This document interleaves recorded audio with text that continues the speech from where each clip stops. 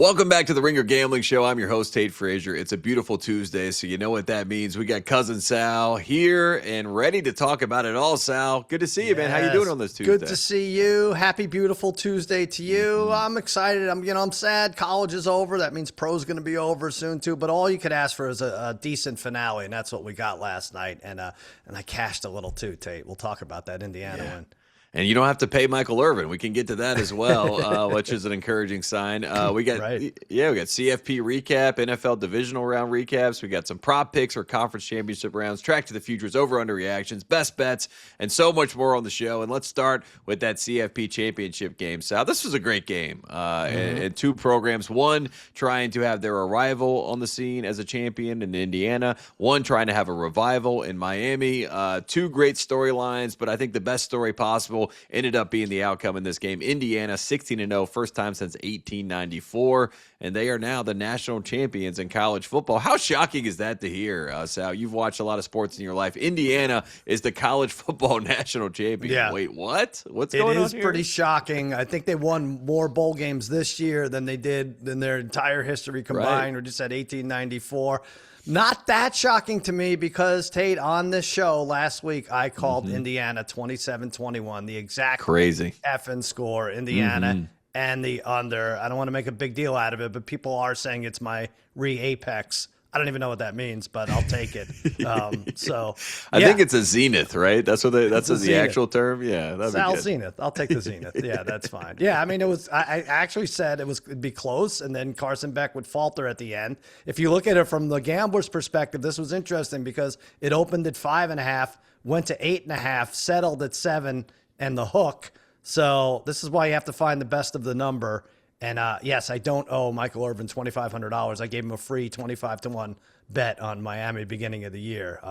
I worry about how he would have spent that money anyway, so it's fine. Yeah. The Ringer Gambling Show is presented by FanDuel. FanDuel's got it all. Same game parlays, quick bets for jumping in live and your way so you could build the best bet that fits your play. Plus, don't miss out on the NFL playoffs all month long. Download the FanDuel app or head to FanDuel.com/gamblers to get started. You have to be 21 or older and present in select states or 18 or older and present in D.C., Kentucky, or Wyoming. If you have a gambling problem, call 1-800-GAMBLER or visit rg-help.com. Call 1-888-789-7777 or visit ccpg.org/chat in Connecticut. He was dejected. He has a new podcast, though, The White House, so I think he'll be all right. He's got Netflix on his side, so that's good. You mentioned the numbers there. Miami able to cover the line that started at 8.5, moved down to around 7.5 closer to the game. They also go over in this game. It was a fascinating first half because Indiana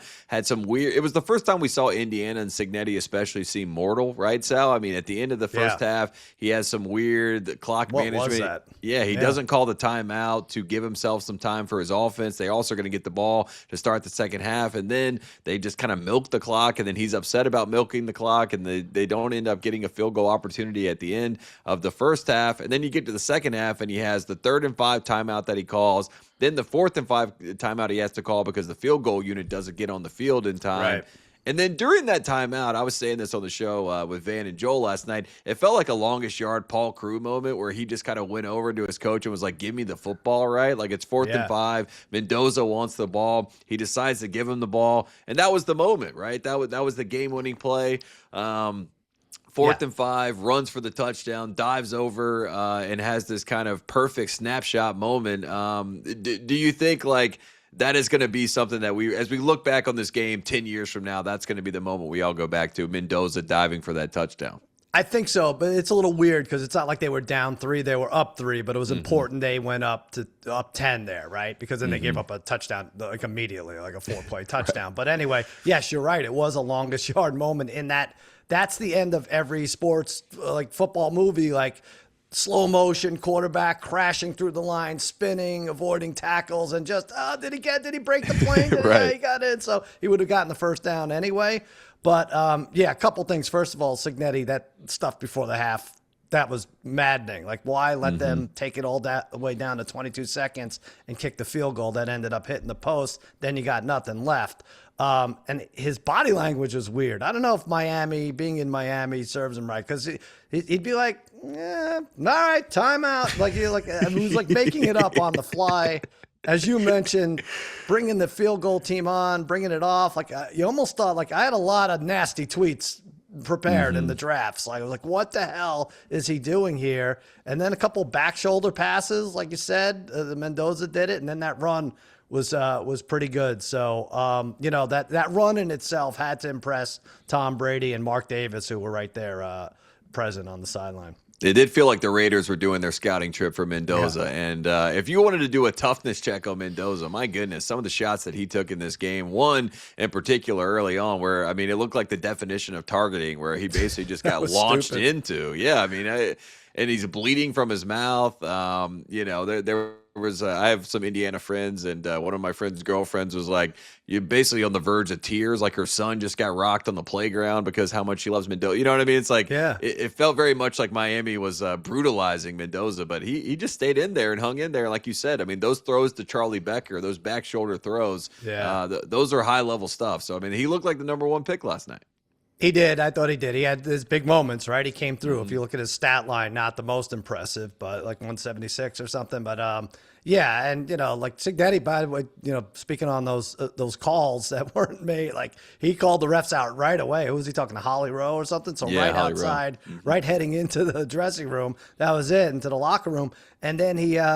But it really maybe didn't help, because Mendoza had like a clear touchdown, tugged on the wide receiver's shoulder. I can't remember who it was. They didn't call that. I'm like, wow, they're not calling anything with these receivers. It was kind of cool, but then like sometimes like, all right, come on. It's just you have to blur your eyes and like reimagine a game, because this is not what you're used to in the NFL, where everything gets called, Yeah. It did feel like Miami made them get in the muck in the second half and like make boneheaded decisions, just like Miami, like the false start that they had late in this game, which led us to a chance for Carson Beck to go down the field and do what he did against Ole Miss and have a potential game-winning drive. And Carson Beck played better in the second half. Obviously, they started out the game 0 for 7 on third down. That was the real big story. Indiana doing a lot of good stuff, dropping back in coverage, confusing Carson Beck. And as they were driving there, Sal, they're down 6. You're looking at the live line. How much did you feel in your soul a little bit of concern that you're going to have to pay Michael Irvin because you thought Miami might go down and get a touchdown?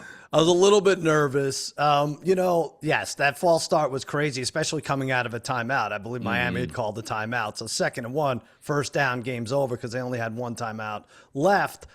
Game pretty much over at least.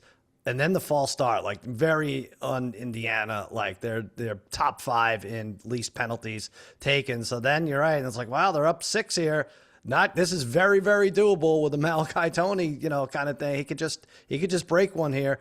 Carson Beck, I did say all my text changes, I was like, he's got one in him. I know he's going to throw one here. And he lost 6 games in college, Tate, and 4 of them ended with him throwing an interception. So it's interesting with him. He's a remarkable story. They interviewed him last week or the other day, and they're like, what are your classes like? What are your classes like? Like coming in, he's like, I graduated 2 years ago. So like, I don't do class. Yeah. College football has become Rodney Dangerfield and back to school. That was supposed to be a script, but he was only sacked 7 times this year. So I thought they did a good job of protecting him. Just needed to make the big throw down the stretch. Yeah, Mark Fletcher, incredible in that second half, the huge run that he had. Also another touchdown as well. Malachi Tony did have his big moment, which they set up perfectly, because the drive before they scored the touchdown, they did the fake handoff to Tony. Fletcher takes it inside, gets the touchdown. Then they go back to the exact same formation. That time they hand it off to Tony, and he takes it, slips through the tackles, and gets a touchdown as well. So Miami's second half offensive play calling was great from Shannon Dawson, but again, just not enough to win this game. And as I said before, when Miami loses, they lose close. Like, they don't get blown out, so this was inevitably going to be a close game. They end up losing by 6 in this game. Mendoza let his first cuss word slip out in the post-game press conference interview. Sal, your thoughts on this? Do you feel like he let it slip a little too much, and maybe he is ready for Las Vegas after you saw him use a cuss word? No kidding. Yeah. His draft. I mean, can you go any higher or than one? I don't think so after that. But yeah, listen, he's a good dude. You see him, talking to SVP after, talked about his family, his mom, battling health issues, and not at all jaded. And you couldn't help but to think like, oh boy, this sucks that he's going to be a Raider. He's all of a sudden he's going to go from God is great, and then around sack 49 or 50 with the Raiders, going like, God's a good guy, and then when he's 3-14, and he'll have a full-on beef with Jesus. So I'm not sure how this is. I kind of feel bad for him, but also an unbelievable year and career in college. Absolutely. And if he goes number one, he'll join an elusive group of guys who have been able to win a national championship, a Heisman, and end up being the number one pick. I think it's 6 guys in total that have been able to do that. So Mendoza making some history. And I do think it would be hilarious at some point because obviously, you win the game, you thank God. You're like, oh, yes, thank you, God, for making this all possible. If he starts losing games with the Raiders, does he start blaming God? He's like, why did you send me to the Raiders? Like, this is too tall of a task. We'll see what happens with that. Maybe Brother Bry can speak on that at some point. Poor Brother Bry, big Raiders fan, friend of ours. Yeah, your new god is the black hole. Is that guy pickpocketing unsuspecting women in the 6th row and fighting in the stands. Yeah, that's right. That's exactly it. We got some odds courtesy of FanDuel, our friends at FanDuel, for next year. That's how quickly these things move. Indiana, congratulations. Now we're on to next year. We turn the page. Ohio State, Notre Dame, both at plus 650 for next season. You got Indiana, which kudos to Signetti there at plus 700. You got Texas with Arch Manning returning plus 750. You got Miami at plus 1900. I started laughing because I see the team that you listed here last. And then you have UNC, Bill Belichick, who was there at the national championship game with Jimmy Johnson. That was nice to see. You got them at plus 100,000. Is there value there, Sal? Do you think Bill Belichick year 2, they can bounce back? Well, first of all, Belichick said he's going to a national championship, and he was there. Right. He didn't lie. He didn't lie. Right. So 1,000 to 1, Tate. My goodness. This is dumb, though. This is really, really stupid. I have to say, Ohio State has to be at the top. Okay, why Notre Dame? Because they have a buy into the playoffs, basically, because of the new agreement. Yep. I'm not sure, but we don't even know who the quarterback is going to be for most of these teams. Imagine if I asked you to pick the AFC West winner next year, but we didn't know Mahomes, Herbert, or Knicks where they'd be playing. So I don't know. That said, I'll probably bet on 3 college football teams before March. So it's already exciting. I'll take Mendoza and the Raiders if you want me to take the pick. Okay. All glory to God. I'll go for that.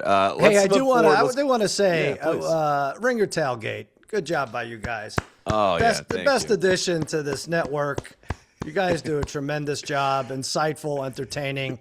And it was great. I don't know why you're laughing. The show was great. Right. The clips you put out were great. I'm bummed to hear that Van is going to Barstool 5 years, $125 million. But when the money's there, you gotta take that Mike Conley contract when you got it, right? Really great show though. Really great job, Tate. I appreciate it. We're having a lot of fun. We're about 60% football. We're 40% chaos, which is I think the perfect amount for a good show. So we're having a good time. If you didn't check out Ringer Tailgate, go watch some of our shows from the season. We're gonna do some fun recaps and we've got some fun stuff planned for the off season. So we do have an off season show planned, which is an encouraging sign as well, and I appreciate you pointing out the show. Let's get back to something that's near and dear to your heart, the NFL. We got divisional round recaps, some incredible games, overtime games, career-defining games potentially. We'll start here, though. Rams, Bears. It felt like Caleb Williams had his moment. Not a Heisman moment, an MVP-type moment, a legacy-type moment, and then he ends up throwing an interception on a weird DJ Moore route that doesn't get ran right, and we can get and litigate that at a different time. But your thoughts on the Rams being able to find a way to win this game, and is the story still Caleb Williams despite the fact that they weren't able to find a way to win this game? I think so. I think it really was. And I was on various text chains trying to figure out, was this the most spectacular, inconsequential play of all time in sports? Mm-hmm. And I almost think it was. And I made the mistake of throwing it out to Simmons and Hench, who then, big Boston, big massholes who then was like, well, what's his name's putback with 2 seconds left for the Celtics. Like, all right, a putback. Yeah. I know there's almost too many, buzzer beaters. In Jason Varitek's foul ball, almost home run. Yeah. It's like spectacular plays I'm talking about. As far as I'm sure you have a UNC basketball shot that didn't mean anything. Marcus Page. There you go. All right. But still, it was just a shot, right? This was a remarkable Hail Mary that didn't have to be a Hail Mary where he had a third of the end zone open. I put Andy Chavez up there. Made a catch at Game 7 against the Cardinals. The Mets lost that game, and maybe even Carlton Fisk's homer. Tanya Harding hiring someone to bust Nancy Kerrigan's knee, and then she doesn't medal, so that doesn't matter. But is he going to set the record for the longest Hail Mary? I think, does he keep pushing the limit? You know how we like to see kickers get to 70, 75 yards? Does Caleb Williams, back up to his own 20? To do it. I wonder if what we're going to see in the future from him. He's an 80-yard Hail Mary bomb from Caleb Williams in his last season. That probably feels like inevitable at this point. I mean, it was an incredible throw. When he let it go, I was like, it was the classic no. Oh, my God, yes. An incredible play to Komet and an incredible just moment in general. And obviously Chicago fans were fired up. And that led to, we love Monday morning quarterbacking. Everybody loves to do Captain Hindsight. Everyone was saying after the fact, maybe Ben Johnson should have gone for 2 there. I saw Wilbon talking about this. He's like, they should not have gone for 2. That's idiotic. You're at home. You expect to win in overtime. They should have won in overtime. They had the opportunity to win in overtime. Your thoughts, Sal, as you were watching that, when you were at home, or you were like, they should go for 2 here and just win this game now? I have money on the Rams, so I think, first of all, so you were passed out. You were well, yes, I wasn't around. You're actually telling me this for the first time. They tied it and it could have gone for 2, but I feel like the Nerds can go to hell here because you need to employ the serious gamblers, serious money on the game test. So I think he did the right thing ultimately. But as someone who bet the Rams money line, I was glad they didn't go for 2, right? So, and in his defense, a lot of the short yardage stuff wasn't working unless it was a play from the 2 and Caleb drifted back to midfield and threw a Hail Mary. But seriously, there was one play they isolated where they got stuffed on 4th down at the goal line, and Odunze wasn't even blocking. Had he chipped his man, it would have been an easy touchdown. So I think it's the right thing. If you ask me on a Wednesday, hey, if this opportunity presents itself, you're keeping Puka off the field, you're keeping Stafford off the field. If you get the 2, I would probably say yes. But because of the short yardage problems they had, I would say they made the right decision. Yeah, I'm right there with you. I feel like that's classic revisionist stuff, and it felt like if they go to overtime at home, they were going to be able to figure out a way to win that game. And look, they had 10 more yards to go before they could kick a field goal to ultimately win that game before Caleb ended up throwing that pick. So a lot of Captain Hindsight there. Next up, Broncos Bills. This was devastating for multiple reasons on both sides for these teams. But obviously the Bills in this game, Josh Allen, that was a press conference that was beyond anything that you would honestly see as far as vulnerability, honesty, all the sorts of things that you really don't, ever see from high-level athletes. But Josh Allen kind of let his emotions out there and wore them on his sleeve a little bit. And obviously now he doesn't have a head coach because Sean McDermott has been fired. So your thoughts on the Bills, where they are right now? And I'll ask the simple question: is this just kind of where Josh Allen will always be, or is there a road in which the Bills and Josh Allen actually do get over the hump? Oh man, it's tough. I mean, if the hump is to win the AFC Championship, I don't think it's better than even odds at this point for Allen. I mean, I love it. He's a good dude, Fernando Mendoza type with all the heart he plays with and the post-game stuff. And he's going to be 30 next year. I feel like this was his year with all the good quarterbacks out, but I'm not going to feel too bad. He married Haley Steinfeld and earned $55 million. He could wipe away the tears with Turkish cotton towels. He's going to be fine. But I don't know. I put it at even, and maybe the new coach will do something. I don't know. McDermott, he killed the refs on the way out. And so that's what was so important. He was a defensive specialist, and his defense couldn't make a stop when it mattered. And that's really what counted. So maybe make sure your replacement corners have help, or even Tre'Davious White. It's not all on the refs. So I don't really blame.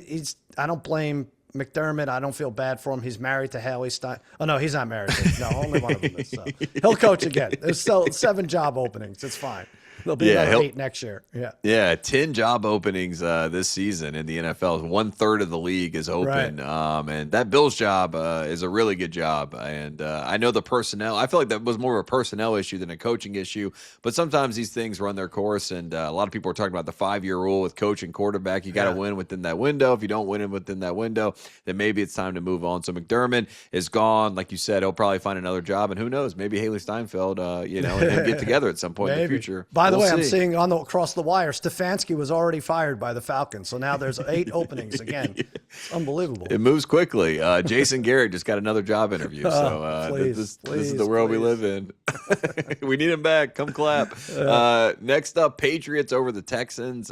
This was just a C.J. Stroud. Bill called it a DeLone game. It did feel like it was in that territory. Not quite 5 picks, but 4 is close enough. Just an ugly, messy game with the weather. Drake May had a bunch of fumbles in this game, but also an incredible pass and catch to Kayshon Boutte for the touchdown there. They're able to seal this game 28-16. No Nico Collins, which is why a lot of people are saying the Patriots are getting lucky. Also, no Bo Nix in the next round. Sal, I know you're doing your best on Guess the Lines, picking with Bill.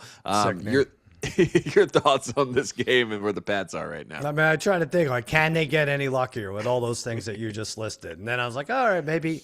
How could they get luckier? Like the Seahawks win, but Sam Darnold on the way to the team bus after the game gets run over by the Rams team bus. Is that how? Or, Matt Stafford gets electrocuted the night before the Super Bowl trying to plug his phone into a faulty hotel outlet. I don't know. So, but there's also not much I could do. I mean, I bet Drake maybe to win Super Bowl MVP at 5-1. I have to be on board at this point because the football gods just hate me. I don't know what I did. I mean, I love this game. Why is this happening with the Patriots? It does feel like, they kind of got a nice path to the Super Bowl. We'll see who they end up facing, and that's going to be between, obviously, the Seahawks and the Rams. Let's talk about the Seahawks. The Niners, this was a game where you thought the Niners might have a little bit of an edge. Going back, they saw them a couple weeks ago, lost to them at home, but again, a lot of injuries for this team. And the Seahawks just looked unbeatable in this game. And, this is a team that has the Pope on their side. Every year that we've gotten a new Pope, the Seahawks have gone to the Super Bowl, Sal. They've obviously won one of those Super Bowls, and they have a shot this year to do it again. Your thoughts on the Seahawks and what you learned from this game against the Niners? Well, I learned that they did win a Super Bowl. I know Simmons is getting crushed online for saying, I guess the lines that they haven't, but they did. He knows they did. It's just I know he knows. I told a lot of people, I'm just like, let Bill re-apex, for God's sakes. You know what I mean? That's what happens when you apex. The air up there on the mountain is thin, so it goes to your brain a little. You're lightheaded up there. Exactly. Seattle, they were phenomenal. I mean, I think the defense got mad at all this oblique injury talk and said, this is a non-factor. We're going to go lockdown, and not true lockdown, but we're going to go out there. And, if you ever need to know if a quarterback is going to play or not, go ask our friends at FanDuel. That line never moved. Darnold played and threw for 106 yards. He probably could have thrown for 6 yards, and that would have been enough. But this defense, I don't know if they're beatable. Like that Legion of Boom seems like they're back playing at a very high level. They allowed 19 points over the last 3 games. And if you throw out that Thursday night game against the Rams, I know you shouldn't because that's their next opponent, but they've allowed 44 over 6 games. So tough to put up more than a touchdown against them, but maybe Sean McVay has an answer.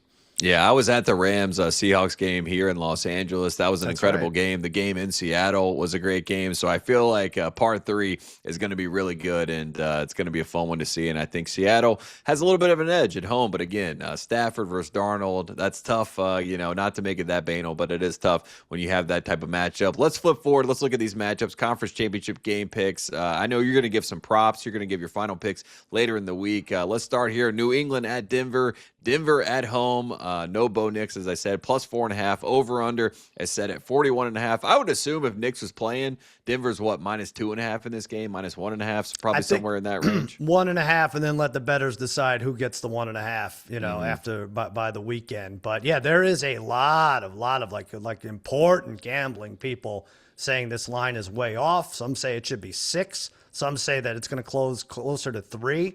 So if you like Denver, I don't know. I would say take Denver now. I'm not sure. Look, I saw a prop that jumped out, and it's Stidham, no passing touchdowns, plus 154. I don't have a lot of great hope for Jared Stidham. Like, this is a very tough task. ahead. And the Pats defense, if I must say something good about them, they're playing at a super high level. And I'm just looking at the numbers here. Like the Broncos are only supposed to score 2 touchdowns in this game. So they might not even get that many. If it's one, it's probably a running touchdown. And if you think about the quarterbacks who didn't have a touchdown pass this week, Purdy and Stafford, Darnold and Stroud only had one. So to get plus money for a Stidham goose egg, I think is a pretty good deal. I like that prop. I would honestly look at adjusted lines here for the Patriots, and I would bump this number up. I believe the Patriots are going to win this game, and I think they're going to win by a touchdown plus. So if you can find a way to adjust that line, get some better value, I'll take I'll take the Patriots plus 4.5, and I'll make it simple for you. But I do think they cover this line. 4.5 plus. No, sorry, minus 4.5. Boy, you really adjusted that. Well, line. If you adjusted it that way, you'd be really cooking. You might be. It is actually up to 5.5 now. So I don't know what they're going to do, but yeah, you could adjust all you want. It's good. Yeah, you could tinker with that as you need. Make it your way if you're a FanDuel guy like us. You can have some fun with that. But yeah, I like the Pats in this game. I think it's set up perfectly for Drake May to get to his first Super Bowl, and maybe that's the reason why you go the opposite direction. Okay, so I just vomited. Sorry. It's tough. But Do you understand, Tate? I know he's UNC and you have to root for him. But they had the greatest of all time in Tom Brady. And then they whiffed on a first-round quarterback, man. And it only took them like a couple years, and they're right back in. Not even right back in it. They're in the Super Bowl, something Josh Allen couldn't do, something Lamar Jackson can't get to. Like it's maddening to me. And it's also, I mean, it's by good fortune as well, right? I mean, it's kind of like the 1984 NBA draft because, right, Elijah Wan goes 1, number 2, Sam Bowie, and then Michael Jordan goes 3, right? It's like it's one of those things where it wasn't the Bulls were smart. It was just like the guy fell into their laps. And it's like, it's not like the Patriots are like, we want Drake May. It's just like he just kind of fell into their lap. And now look where he is. He can get him to the Super Bowl in year 2 and year 1 of Mike Vrabel. So that's what a world we live in. This is going to be a great game, though. Rams at Seattle. I mentioned that Seattle minus 2.5 in this one. Over-under set at 47.5. Is there a prop on the board, Sal, that you like? Yeah, I like the Adams and Nakua to combine for 200-plus receiving yards. You get plus 310 for that. So now I was just singing songs about the Seahawks defense. It should be noted, Matt Stafford went nuts on them this year. 457 yards passing that week before Christmas, that game you were there, right there in SoFi. Almost 600 yards total in the 2 games versus Seattle. So to think Nakua and Adams will get to 200 is not bonkers. Pook had 225 alone in that December 18th game. So Legion of Boom 2.0 won't play as poorly as that, I don't think, but maybe not as great as what we saw on Sunday there. I do think Puka creates matchup issues for this team and all of them. So he and Adams 200-plus yards pays plus 310. I like that. I do think it's going to be a more of a high-scoring game, and I do feel like it's going to mirror that first game against each other. In that game, Seattle basically did their best, especially Sam Darnold, to throw that game away. I think he plays better at home. I think the Seahawks are going to find a way to win this game. I think they win by a field goal in L.A. They had a field goal at the end of that game, weren't able to to convert it. I think they figure it out at home. So I think Seahawks minus 2.5. I'll take them in this game to get the job done, and I think Seattle's going to the Super Bowl. And I like Seahawks versus the Pats in the Super Bowl, Sal. And guess what? That would be Bill Simmons versus the team that he said has never won a Super Bowl. So that would be that'd be a fun matchup, right? I know in his head he's like, we busted Malcolm Butler, busted any chance they ever had to win the Super Bowl. Just like, yeah, they won by 90 points against the Broncos. What was that, 43-8 when they killed Peyton Manning? Yeah, safety right off the bat. But yeah, so I don't know. I mean, listen, if the Pope is rooting. Well, actually, he's not. Pope is rooting for the Bears, so Pope's already a loser. And that Pope's not a loser, but in that regard. But if this Pope trend is going to hold up, if Drake May could beat the Pope, is what I'm saying is go ahead, take it.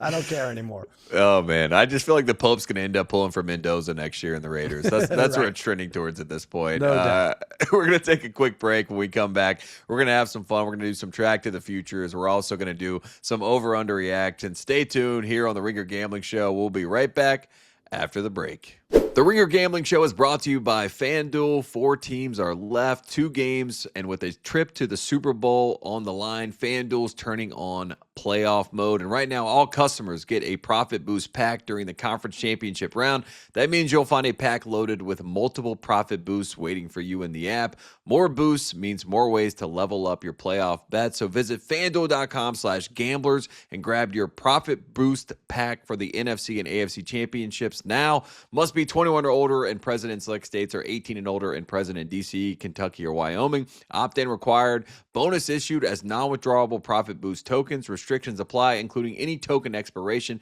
and max wager amount. See terms at sportsbook.fanduel.com.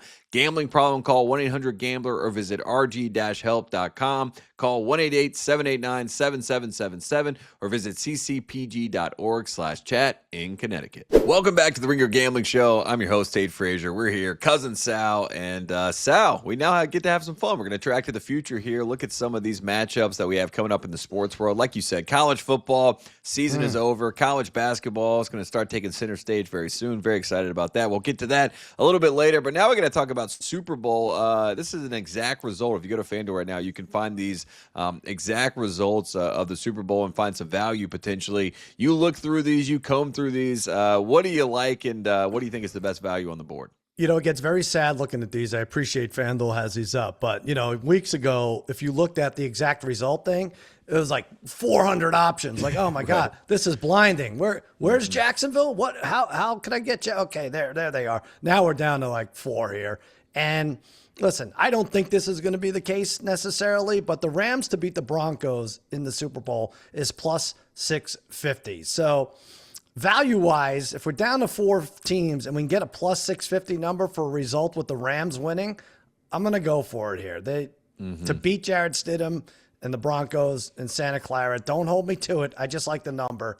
And I like especially that the Patriots wouldn't be involved here. Yeah, I think that was a protect your heart pick there. So I think that's a very fair thing to do. All over the place. Yeah, well, you know, hey, look, Rams could be the road team that wins. Broncos could hold at home. You have the winner. You have the winner. Just give it. Go ahead. Your pick's the winner. Well, I think they're going to do it. First time in franchise history. I think the Seahawks are going to win a Super Bowl. I'm just kidding. I think Seahawks. It'll make your future father-in-law happy to know that they're not going to keep that goose egg going.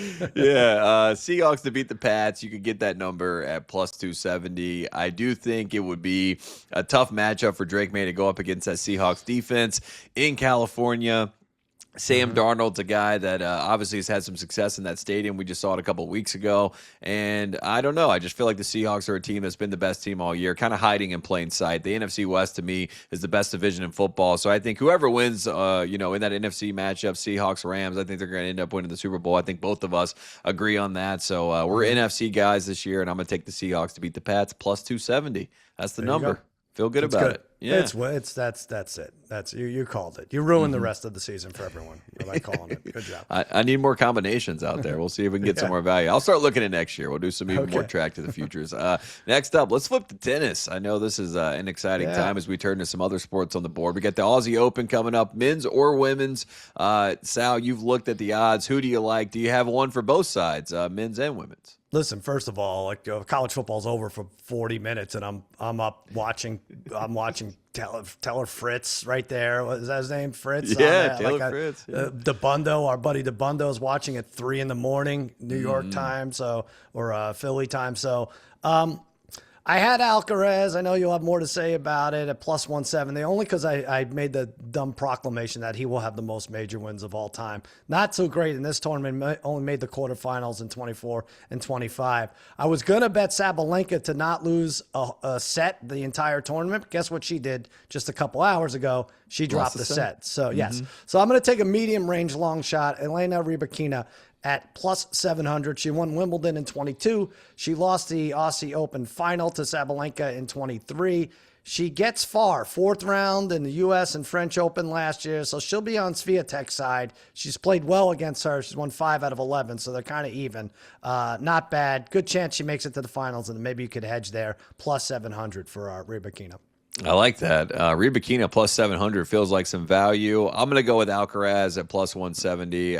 You mentioned that he has not had the success in this tournament. I think this is where he's going to turn in the right direction here, and I think he's going to end up winning this event. And it's good for tennis when Alcaraz is winning. Everyone seems to like Alcaraz. Right. It feels like the Americans like him. Spanish people like him. Everyone across the world likes Alcaraz. And I like that he plays golf, Sal. It's one of my favorite things about him. He's got a great golf swing. Yeah. I mean, you don't see that a lot. You don't see the cross-pollination. A lot of times people are like, I'm a tennis guy. guy, I'm a golf guy, I'm a golf girl, Right. tennis girl, whatever it may be. So I like to see Alcaraz out there playing some good tennis. And, anytime you get plus money on Alcaraz, I feel good about it. I wish it was around like plus 210. I'd feel a little bit better. But again, I think this is the year he gets over the hump. So I'll take him at plus 170. It is an oddly low odds for someone who has not made it far, which makes it actually tells me, okay, now's his year. Probably. They know something. That's what we know. They know something. That's right. Next up, Track to the Future, another one, UFC 324. This is your expertise, and also our producer, Michael Szokoli as well. He's locked in on UFC, Mikey so knows it. we lean on Mikey for this as well. I have no idea what I'm talking about. I asked you one time if it was a weight class thing with the number, and you, I think, smacked me in the face and said, never ask something so stupid again. Give you a Zoom smack. Yeah, we got lightweights here. Yeah. It was my Seahawks moment when I said that. But what do you like here for UFC 324, Sal? Dana White has never won a Super Bowl. We can confirm that. I think this is going to be dynamite. We waited a long time for UFC to return and open the octagon back up. This is a fun card headlined by Justin Gaethje and Paddy Pimblett. We saw Pimblett knock out Michael Chandler in April. 2 of the last 3 Gaethje fights ended in knockout, TKO, Holloway, and Poirier. Pimblett said in an interview last week about Gaethje, it's not going to go past the 3rd round. He's going to get annihilated. So you have to trust people in this business, Tate. I kind of agree, and I'm betting that the fight will end in knockout plus 175. Either fighter could win. Plus 175 for a knockout. Fun. I like it. I said before we even started this segment, I said I'm with Sal. So good. Okay, get with me. I'm with you. Plus 175. Let's take the KO there. You love to see it. Every time I think about Dana White, I think about Sage Steele being like, "What is Joe Rogan's vision, or what is Joe Rogan's dream?" And he's like, "I don't know. I'm Dana White." It's like he's like, "I have $3 million to lose at the blackjack table." So the questions get any better than this? Yeah, come on. I got things to do. Now let's have some fun. A game that we love here. We're gonna play our favorite game, Over-Underreactions. My favorite game, more specifically. I give you a statement. You tell me if it's over and underreaction. Let's start here. We can stop talking about the NFL's QB1 because right now he doesn't exist. Over or under reaction. This is going to ruffle some feathers, Sal. Well, I have to say underreaction. This is something I came out spur of the moment on the Sunday podcast with Simmons. I said Allen is QB2 and there is no QB1. It might be the most profound statement I've made in years. So there doesn't also have to be a number 1, right? So May or Stafford are getting the MVP, and we're pretty sure neither is the best right now. So let's just let it sit for a while. The QB1 title is there when someone wants to grab it. No rush. Right now, Allen's the number 1 contender, but there's no champ. Yeah, and it's okay. I mean, we had obviously Mahomes is probably the de facto answer, but we're not seeing the best version of Mahomes. Allen, we just kind of saw that tragedy happen in real time. Lamar is in the midst of a coaching change and all this sort of stuff, kind of a sea change with his situation there in Baltimore. So a lot of guys with MVPs, a lot of guys with championships when you talk about Mahomes. But again, I'm with you. No QB1 right now. Let's give it a break. We don't have to have one all the time. Another Tate's top 5. It sounded like you were listing your top 5. This is good. You have top 5 for everything. I like it. Let's start doing some top 5. Next up, Sal, deep down, John Harbaugh regrets taking the Giants gig after the Sean McDermott firing. Over or under reaction? It's like the first thing I thought of. I'm going to say under reaction, whether he'll admit it or not. I mean, it's a good job, Buffalo. It really is. You have the QB2 right away because we know now that there's no QB1. So I wonder what the rush was to sign and if Harbaugh's annoyed with his agent now. I mean, when was the last time a head coach walked into this good a quarterback situation? Never? Yeah, like brand new head coach? Never, right? Never, right? 29-year-old Josh Allen, MVP, right? Pretty good. Right. There you go. So I don't know. I think he has to have a few questions about the decision. Yeah, instead he gets Scatabo and, that whole situation. So, man, that's going to be a fascinating year there for the New York Giants. I do feel like John Harbaugh has a little bit of a Russell Wilson syndrome there. He's just like, I want to be a star in New York City. So maybe that's the reason why he went for that job, but who knows? Works out great. Always works great. Yeah, everybody turns into a star, One of the last 20 guys who wanted to be a star in New York, I don't think it worked out. I think they started with like Amari Stoudemire in 2010, right? It's they like all every get guy flipped off by cabbies on 3rd Avenue, and that's it. Right. And then the one guy who went there because he was just like, hey, they gave me the best offer. Jalen Brunson turns out to be a star in New York City. So he cracked the code. Okay. Yeah, he figured it out because he didn't go there to be a star. He just went there to play basketball. Yeah, maybe, you know what? He should coach the Giants too. He could do both. Why not? Yeah, I trust him. Next up, we will figure out a cure for IBS before we determine what a catch is in the NFL. Over or underreaction. So. IBS. Are you trying to tell us something, Tate? You have something? No, I just think this is irritable bowel syndrome for the people that don't know what IBS is. Right. Yeah. Go see the Spotify doctor if you're having problems. That's we have why a we doctor? have coverage. I need to go talk to somebody. Yeah. He makes his rounds. You should see him. Listen, I'm in my mid-50s now getting screamed at about what a catch is and what's not. So the truth is, let's take the Brandon Cooks situation. You could find 5 instances where it was called one way or another in the last year on Twitter almost immediately after the play. So where does this leave us? I don't know. We will not survive. We will not survive the ground trying to die on this hill, Tate. For sure. Yeah. It's also just like the conflicting reports from game to game, from situation to situation. Like if there was any sort of precedent or consistency with the catch calls, it would make more sense. But instead, it's like you can have the exact same scenario. In one game, it's a catch. Another game, it's an interception. Yeah. And then when you ask about it, they're like, don't ask any stupid questions. You're like, what? Like, I think this is a very valid question. Then they go up to, this leads us to our next one. The rules analyst at NFL broadcast booth is actually AI and not a real person because every single time they give an opinion, it's like, oh, thanks for nothing. Thanks, Captain Obvious. Over or underreaction, so. I'm going to say underreaction. This is brilliant. I mean, I would love to see the next-gen stats. Oh, look at the next-gen stats, Mike. Regarding the rules analyst agreeing with the call, I think it's about 195%. It might be a little more or a little less, but depending on the week. So, I mean, here's the thing. The rules analysts, they always agree with the ref's decision, right? But you have to do, as a home viewer, you have to do the math on whether or not that's the real verdict. So, because sometimes they're like, absolutely, Chris, it's helmet to helmet against a defenseless player, 15 yards. Like, okay, I'll buy it, But when they're like, this one, Chris, there's a little hand fighting by both players, and then the receiver trips. But yes, good call ultimately. It's like, no. If there's that slightest bit of hesitance, they're lying to protect their official brethren. So, yeah, AI, I'm thinking. I need an official that doesn't like other officials if they're going to do this. You know what I mean? Right. Like, I need someone that has a rival that's like, Danny is the worst at these PI calls. He has a bad left eye. He can never see these properly. Definitely not DPI. Like, pick up the flag. I need that kind of – if we're going to have the guy in there, I need a little bit of juice and a little bit of not agreeing with everything that the refs do on the field. So maybe that's a way to update this. Next up, Sal, the Army-Navy game is about to get a well-deserved honor as a standalone game the second weekend in December. Over or underreaction? It's been a standalone game forever. What is he talking about? Yeah, I mean, I guess it's always been a standalone game, yeah. I'll say underreaction. I mean, so, all right, the way this would interfere if this executive order goes through is if the college football decided to start their playoffs earlier, which everybody wants them to do. So, whatever. You could have this standalone. We'll start the playoffs the day before if we have to, right? Have it on a Friday. It's not the end of the world. Just as few people will watch the Army-Navy game. So congrats and happy anniversary, you deranged loon. But really, honestly, are the players sure they want all this attention for 3 hours? Like, do they want, like, hey, it's just a bull 2 wedge over and over and over. So, whatever. Thank you for your service, but I'm going to be shopping for a tree that day.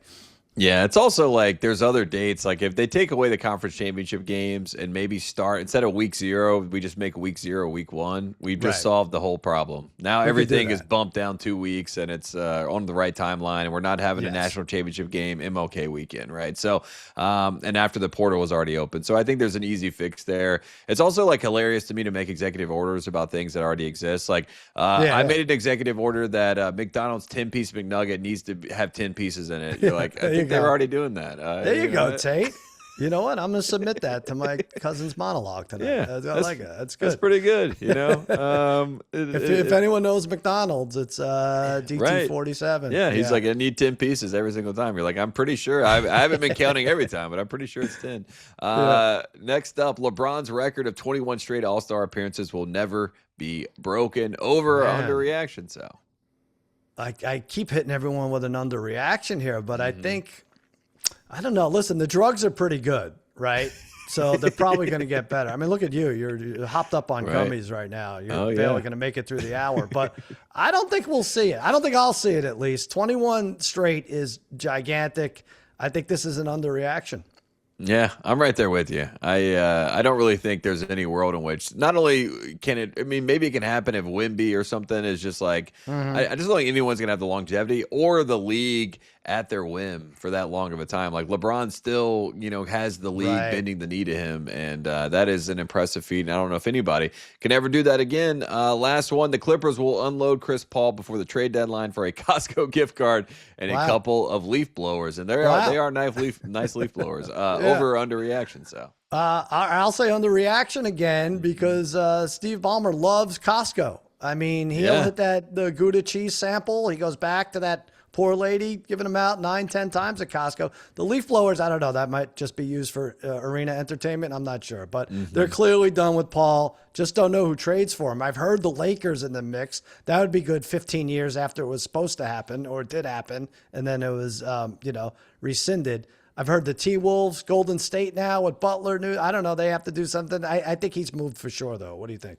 Yeah, he's got to be moved. And the Lakers would just be hilarious because he wanted to he lives in L.A., wanted to come back to have kind of his Clippers, hang the banner, I'm a legend type moment. They get rid of him because they're so annoyed with him. And for him to end up with the Lakers after that trade was rescinded and to end up on the to finish your career with the rival of the team that you're supposed to be a legend of would just be kind of a chef's kiss moment there for Chris Paul. So that would be great. Chef's kiss Chris Paul. Say that. Chef's kiss Chris Paul at Costco. It's impossible. Yeah, let's practice it over the break. Yeah, I'll do that. We're going to take a quick break. When we come back, we got one shining segment. We're going to talk a little college basketball, also a little NBA. We got basketball talk. We're going to take a quick break. We'll be right back after here on the Ringer Gambling Show. We'll see you soon. Chef's kiss Chris Paul. Chef's kiss Chris Paul. Welcome back to the Ringer Gambling Show. We're here, and we're going to do a one shining segment. We're going to do some college basketball because college basketball is finally going to take center stage, Sal. I'm excited about that. Got some good games here on Tuesday night. Excited to talk about those games. Are you excited for college basketball? I'm excited. I don't know why you're so excited. Your Tar Heels coming off a miserable week. I mean, you have to beat the California teams, Tate. Those weren't even the good California teams. What's the matter? What's going on? Yeah, I mean, look, I have an affinity for Stanford. Kyle Smith, my guy up there, doing a good job with that program. That was a nice win for Stanford. And then California, Mark Madsen, the madman, he's doing a great job as well. So, I think being out in California, Sal, I have a little bit of a soft spot for both those programs now. And I kind of half expected it. The shoe was going to drop at some point. And, Hubert Davis, here's a stat for you, Sal, 1-5 in the Pacific time zone during his time as a head coach in North Carolina. So not good going west. Not a good thing to put on your resume. All right, so the Carolina Tar Heels are not going to make your top five. Last week you had Arizona, Iowa State, UConn, Duke, Michigan. How does that change up this week? It's going to change a lot. Iowa State, obviously, I thought they were a Tier 1 team. They might be a Tier 1B team after what we've seen this past week. The Kansas game, though, I gave that out as the best bet. I thought the Jayhawks would roll in that game. They did. Yeah, One big, unfortunately, for Iowa State, who was my number 2 team last week. But this week, I'm going to go Arizona, stick with the Wildcats at number 1. Great year for Tommy Lloyd. Just a fun group to root for. Jaden Bradley, been really good for this team. And just a well-connected group. Everybody knows their roles. They got a nice freshman star there with Koa Pete as well. Got UConn at number 2. They had a scare against Georgetown, but again, found a way to win the game. And Dan Hurley said after the game, if you want to nitpick an 18-1 team, then that's that's on you. You're a bad person, and he has no respect for you. So I love that. I don't want him to have zero respect for me, so that's why I put UConn at number 2.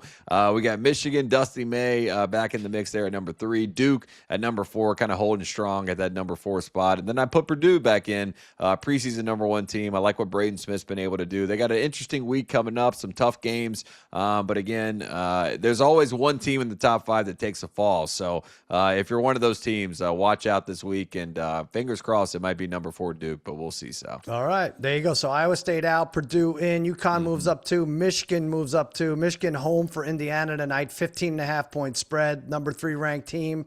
On your thing, hey, Oregon stayed close, only lost by 10. Archie was proud of him right there in Eugene. Does Indiana's luck continue tonight, or is this a blowout? I think Indiana's got good vibes. Coming off the national championship, they're obviously a football school now. That's just a big number, and I think Michigan was getting those big lines because they were kind of in a swoon period. They've lost a little bit of focus, especially rebounding defensively. I think Indiana, not a big team. They don't have the size, so maybe Michigan's able to recoup some of that magic again. So I think Michigan's going to cover that line. I know it's a big line, but I'll take Michigan minus 15.5 in this one.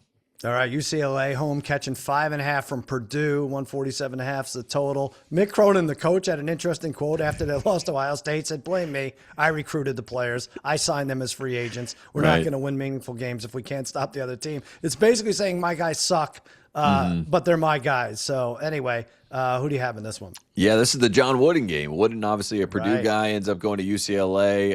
Mick Cronin, you always buy the dip with Mick. When Mick has given up and says these types of things in a press conference, that usually means good things for UCLA basketball. So I'm going to take a swing here, Sal. Let's have a little bit of fun. Let's take UCLA plus 5.5. Ooh. I don't think they win, but I think they lose in a close one. Let's say they lose by 2 or 3 points in this one.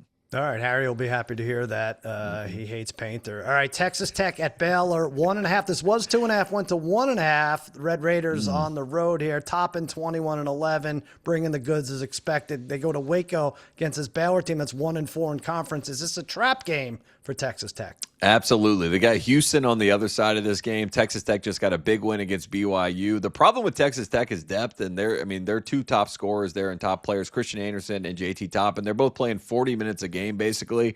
About 96% of availability they're playing in these games, and they don't have any depth on this team. And I do feel like maybe there's a little bit of a looking forward to Houston on Saturday, a little bit of a slip up. And Baylor, you can never really count out Scott Drew. McCaslin might get a little bit outdueled here. So let's take Baylor plus 1.5 in this one, Sal. All right, we got 30 seconds real quick. Iowa State's home, 13.5-point favorites at UCF. What does Iowa State and coach TJ Otzelberger have to do, Tate, after losses to Cincy and Kansas to get back in your top 5? Certainly a big win over UCF would do it, no? Yeah, UCF's a good team. I think UCF covers this line, though. I don't like that 13.5 numbers, so I'm going to take the Knights, who look like a really good team this year with Johnny Dawkins. I'm going to take them to cover, and I think they end up losing this game by 6 to 8 points, somewhere in that range. Nice job. All right, this is a tease. Tease. In the next segment for our best bet, you have another college game that we have not discussed. We're going to get to that. Best Bets, Ringer Gambling Show. When we return, don't you go anywhere. It's me and Tate. Welcome back to the Ringer Gambling Show. Last thing before we get out of here, Sal, we got our Tuesday best bets on the board. There's a lot out there. We got some NBA, college basketball. What are you looking at, and what do you like tonight? All right, I'll hit the association. Simmons was killing us for not betting the Clippers to win the Pacific or whatever, and now they have injuries and everything. I'm like, I like the Suns. I like the Suns tonight. Tate +1 over the Sixers. They've won 2 in a row. They've won 5 of 7. East Coast trip, they did New York and Brooklyn, both wins. 7-3 their last 10. Sixers have been mostly erratic, despite Embiid put up good numbers. They should get Jalen Green back today. Phoenix should. Fun team to bet, 30-13 against the spread. I like them to win 112-105. I like it. I wish VJ Edgecombe would, get in the dunk contest. Just thinking about the Sixers right now. We need that to happen as well. I'm going to go NC State money line over Clemson tonight.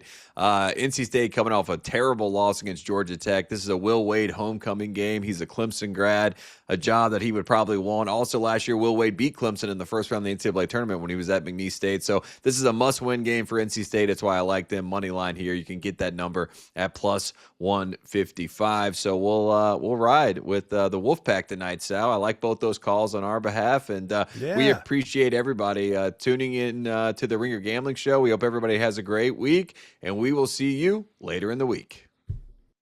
Must be 21 or older and present in select states, or 18 or older and present in D.C., Kentucky, or Wyoming. If you have a gambling problem, call 1-800-GAMBLER or visit rg-help.com. Call 1-888-789-7777 or visit ccpg.org/chat in Connecticut. You must be 21 or older and present in select states. For Kansas, in affiliation with Kansas Star Casino, or 18 or older and present in D.C., Kentucky, or Wyoming. If you have a gambling problem, call 1-800-GAMBLER or visit fanduel.com/RG, 1-888-789-7777 or visit ccpg.org/chat in Connecticut, or visit mdgamblinghelp.org in Maryland, Hope is here. Visit gamblinghelplinema.org or call 800-327-5050 for 24/7 support in Massachusetts, or call